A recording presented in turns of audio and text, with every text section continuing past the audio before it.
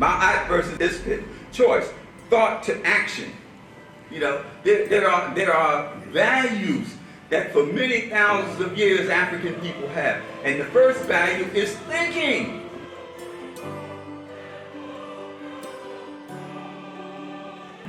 Social justice refers to the concept of creating a fair and equitable society where everyone has equal opportunities and access to resources, regardless of their race, socioeconomic status, or any other characteristic.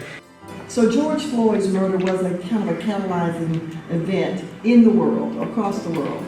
And that's when we formed our stories, because we realized that the reason that Derek Chauvin felt comfortable being that violent with George Floyd is because he didn't see him as quite human.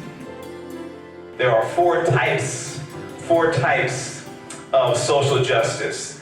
There is distributive justice, which focuses on the fair distribution of resources and benefits in society.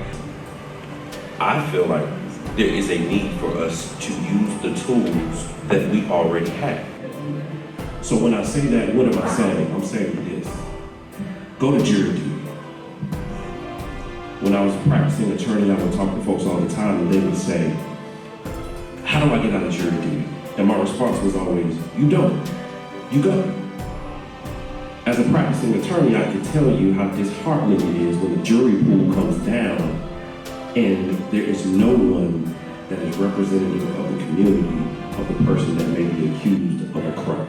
There's procedural justice, which emphasizes fair processes and procedures that ensure equal treatment and opportunities for all individuals. Here in North Carolina, SB 300, that was the bill by the governor. It's a bipartisan bill that really is revamping law enforcement. It's looking at so many standards, different things that we do, from how we hire police officers, the qualifications, the mental health training they have to go through. That bill forces law enforcement to change the culture that has been existing so long within the profession.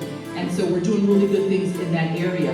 There's retributive justice, which seeks to address harm or wrongdoing by holding individuals or institutions accountable through punishment or restitution.